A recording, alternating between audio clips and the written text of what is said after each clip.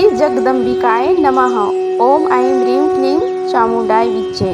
नमस्कार दोस्तों, स्वागत है आप सभी का हमारे यूट्यूब चैनल पावरफुल हिंदू धर्म में। आप सभी को शारदीय नवरात्रि के हार्दिक शुभकामनाएं। आप सभी पर माता दुर्गा की कृपा सदा और सर्वदा बनी रहे। आज हम आप सभी को शारदीय नवरात्रि के प्रथम दिन माता श्री भगवत गीता की महात्मा के प्रथम अध्याय का आप सभी को श्रवण कराएंगे। आइए श्रवण कीजिए श्रीमद् भगवत देवी की प्रथम अध्याय का, जिसमें वर्णन है शिव जी के द्वारा ऋषियों के प्रति श्रीमद् देवी भागवत के श्रवण की महिमा का कथन। जगत के सृष्टि कार्य में जो उत्पत्ति रूपा, रक्षक कार्य में पालन शक्ति रूपा, संहार कार्य में रद रूपा है, संपूर्ण विश्व प्रपंच जिनके लिए क्रीड़ा स्वरूप है, जो परम पश्यंती मध्यमा तथा वैखारी वाणी में अव्यक्त होती है, और जो पर ब्रह्म, जो ब्रह्मा विष्णु महेश द्वारा निरंतर आधारित है, वे प्रसन्न चित्त वाली देवी भगवती मेरी वाणी को अलंकृत करें। बद्रिक आश्रम निवास प्रसिद्ध ऋषि श्री नारायण तथा नरों में श्रेष्ठ श्री नर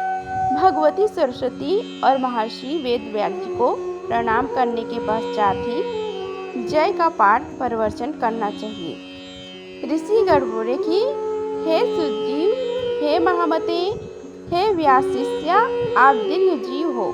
आप हम लोगों को नाना विध पूर्ण प्रदायिनी एवं मनोहरिणी कथाएं सुनाते रहते हैं। भगवान विष्णु के सर्व पाप विनाशक परम पवित्र एवं उन अवतार कथाओं से संबंधित अद्भुत चरित्रों को हमने भक्ति पूर्वक सुना, और इसी प्रकार हमने भगवान शिव के अलौकिक चरित्र तथा भस्म और रुद्र के ऐतिहासिक महात्म्य का श्रवण आपके मुख अरविंद से किया। हम लोग अब ऐसी परम पावन कथा सुनना चाहते हैं जो बिना प्रयास के ही मनुष्यों को भोग एवं मोक्ष प्रदान करने में पूर्ण रूप से सहायक हो।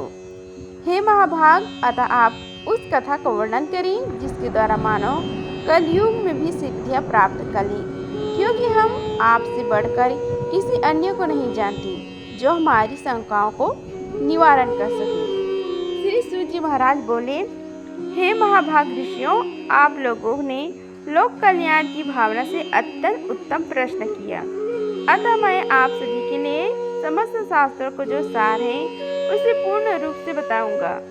समस्त तीर्थ, पुराण और व्रत अपनी श्रेष्ठता का वर्णन करते हुए तभी तक गरज न करते हैं जब तक मनुष्य श्रीमद् देवी भागवत का सम्य रूप से श्रवण नहीं कर लेती।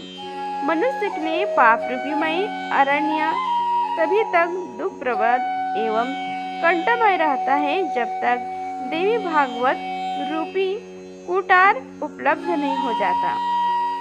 मनुष्य को ग्रहण रूपी घोर अंधकार तभी तक कष्ट पहुंचाता है जब तक श्री भागवत रूपी सूर्य उनके सम्मुख उचित नहीं हो जाते। श्रीमद् भागवत देवी सूर्य उनके सम्मुख उचित नहीं हो जाते। ऋषिगण बोले कि हे वक्त श्रेष्ठों में श्रेष्ठ महाभाग सूत जी, आप हमें बताइए कि वह महादेवी भागवत पुराण कैसे है और उसके श्रवण विधि क्या है। उस पुराण को कितने दिनों में सुनना चाहिए, उसके श्रवण की अवधि में पूजा विधान क्या है, प्राचीन काल में किन किन मनुष्यों ने इसे सुना और उनकी कौन कौन सी कामनाएं पूर्ण हुई। श्री सूत जी महाराज बोले, प्राचीन काल में परशर ऋषि द्वारा सत्यवती के गर्भ से श्रीहरि विष्णु के अंशरूप मुनि व्यास उत्पन्न हुए, जिन्होंने वेदों को 4 विभाग करके उन्हें अपने शिष्यों को पढ़ाया। पतितों, ब्राह्मण धर्मों, वेद अध्ययन के अनधिकारियों, स्त्रियों एवं दूषित बुद्धि वाले मनुष्यों को धर्म का ज्ञान कैसे हो। मन में ऐसे विचार करके भगवान बद्री नारायण व्यास जी ने उनके धर्म ज्ञानार्थ पुराण संहिता का वर्णन किया। उन भगवान व्यास मुनि ने 18 पुराणों एवं महाभारत का प्रणयन करके सर्वप्रथम मुझे पढ़ायम। उन पुराणों में श्रीमद् देवी भागवत पुराण भोग एवं मोक्ष देने वाला है। व्यास जी ने राजा जन्मेजय को यह पुराण स्वयं सुनाया था। पूर्व काल में इन जन्मेजय के पिता राजा परीक्षित तक्षक नाग द्वारा काट लिए गए थे। अतः पिता की सशुद्धि शुभ गति के लिए राजा ने तीनों लोकों की जगत जननी देवी भगवती का विधिवत पूजा अर्चना करके 9 दिनों तक व्यास जी के मुख अरविंद से इस देवी भागवत का पुराण का श्रवण किया। इस 9 यज्ञ के संपूर्ण हो जाने पर राजा परीक्षित उस समय दिव्य रूप धारण करके देवी का संयोग प्राप्त किया। राजा जन्मेजय अपने पिता की दिव्य गति देखकर और महर्षि वेद व्यास जी की विधिवत पूजा करके परम प्रसन्न हुए। सभी 18 पुराणों में यह श्रीमद् भगवत देवी भागवत पुराण सर्वश्रेष्ठ है और धर्म अर्थ काम तथा मोक्ष को प्रदान करने वाले हैं। जो लोग सदा भक्ति श्रद्धा पूर्वक श्रीमद् देवी भागवत की कथा सुनते हैं उन्हें सिद्धि प्राप्त होने में रच मात्र भी विलम्ब नहीं होता। इसलिए मनुष्य को इस पुराण का सदा पठन श्रवण करना चाहिए। पूरे दिन के आधे समय तक, चौथाई समय तक, मुहूर्त भर अथवा एक क्षण भी जो लोग भक्ति पूर्वक इसका श्रवण करते हैं उनकी कभी भी दुर्गति नहीं होती। मनुष्य सभी यज्ञों, तीर्थों तथा दान आदि शुभ कर्मों को जो फल प्राप्त करता है वही फल उसे केवल एक बार श्रीमद् देवी भागवत पुराण के श्रवण से प्राप्त होता है। सतयुग और आदि युग में तो अनेक प्रकार के धर्मों का विधान था, किंतु कलयुग में पुराण श्रवण के अतिरिक्त मनुष्यों के लिए अन्य कोई सरल धर्म विहित नहीं है। कलयुग में धर्म एवं सदाचार से रहित तथा अल्प आयु वाले मनुष्य के कल्याणार्थ महर्षि वेद व्यास ने अमृत रसमय श्रीमद् देवी भागवत नाम का पुराण रचना की। अमृत के पान से तो केवल एक ही मनुष्य अजर अमर होता है, किंतु भगवत का कथा स्वरूप अमृत संपूर्ण कुल को ही अजर अमर बना देता है। श्रीमद् देवी भागवत की कथा श्रवण में महीनों तथा दिनों को कोई नियम नहीं, अतएव मानव द्वारा इसका सदा ही सेवन पठन श्रवण किया जाना चाहिए। अश्विन, चैत्र, माघ तथा आषाढ़ इन महीनों के चारों नवरात्रों में इस पुराण का श्रवण विशेष फल प्रदान करता है। अतएव श्रीमद् देवी भागवत का यह 9 यज्ञ समस्त पूर्ण कर्मों से अधिक फलदायक होने के कारण मनुष्य के लिए विशेष पूर्ण प्रयत्न कहा गया है। जो कुलसित हृदय वाले, पापी, मूर्ख, मित्रद्रोही, वेदों की निंदा करने वाले, हिंसा में रत और नास्तिक मार्ग का अनुसरण करने वाले जो मनुष्य हैं वे भी कलयुग में इस 9 यज्ञ के अनुष्ठान से पवित्र हो जाते हैं। जो मनुष्य दूसरों के धन तथा पराई स्त्रियों के लिए ललायित रहते हैं, पाप के बोझ से दबे हुए हैं और गौ ब्राह्मण देवताओं की भक्ति से रहित हैं, वे भी इस 9 यज्ञ से शुद्ध हो जाते हैं। जो फल कठिन तपस्याओं से, व्रतों से, तीर्थ सेवन से, अनेक विधि, दान, नियमों एवं यज्ञों, हवन एवं जाप आदि के करने से प्राप्त नहीं तो वह फल मनुष्य को श्रीमद् देवी भागवत के 9 यज्ञ के प्राप्त हो जाता है। हे विप्रे, गंगा, गया, काशी, नवशरण, मथुरा, पुष्कर तथा बद्रिकरण्य भी मनुष्यों को उतना शीघ्र पवित्र नहीं कर पाते जितना कि श्रीमद् देवी भागवत का यह 9 यज्ञ लोगों को पवित्र कर देती है। अतएव श्रीमद् देवी भागवत पुराण सभी पुराणों में श्रेष्ठतम है। इसे धर्म, अर्थ, काम तथा मोक्ष की प्राप्ति का उत्तम साधन माना गया है।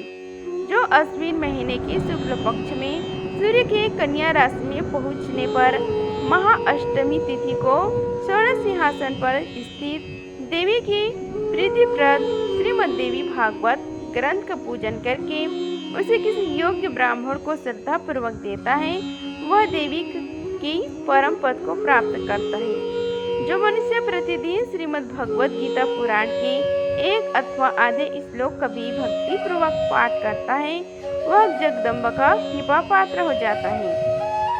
महामारी से उत्पन्न उपद्रवों से भीषण भय तथा समस्त प्रकार की उत्पात, उल्कापात, भूकंप, अतिवृष्टि, अनावृष्टि आदि इस श्रीमद् देवी भागवत पुराण के श्रवण मात्र से ही विनष्ट हो जाते हैं। बाल ग्रहों, स्कंद ग्रह, स्कंद, पस्मर, शकुनी, रेवती, पुतना, अंधपुतना, शीतपुतना, मुखमंडिका और नवमेष तथा भूत प्रेत आदि से उत्पन्न भय इस श्री देवी भागवत पुराण के श्रवण से ही बहुत दूर ही भाग जाते हैं। जो व्यक्ति भक्ति भाव से देवी के इस भागवत पुराण का अथवा श्रवण करता है तथा पाठ करता है, वह धर्म, अर्थ, काम और मोक्ष को प्राप्त कर लेता है।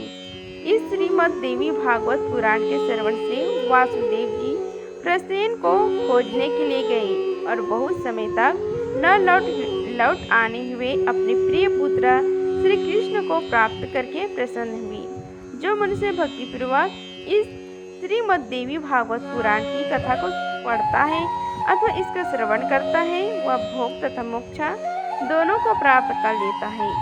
अमृत स्वरूप इस श्रीमद् देवी भागवत के श्रवण से पुत्रहीन मनुष्य पुत्रवान हो जाता है, दरिद्र व्यक्ति धन से संपन्न हो जाते हैं तथा रोगग्रस्त मनुष्य रोग से मुक्त हो जाते हैं। वध्य स्त्री एक संतान वाली स्त्री अथवा वह स्त्री जिसकी संतान पैदा होकर मर जाती है, वे भी श्रीमद् देवी भागवत पुराण सुनकर शीघ्र आयु वाला पुत्र प्राप्त करती है। जिस घर में नित्य श्रीमद् देवी भागवत पुराण का पूजन किया जाता है, वह घर तीर्थ स्वरूप हो जाता है तथा उसमें निवास करने वाले लोगों के पापों का नाश हो जाता है। जो मनुष्य अष्टमी, नवमी अथवा चतुर्दशी तिथियों को श्रद्धा पूर्वक इसे पढ़ता है या सुनता है, वह परम सिद्धि को प्राप्त करता है।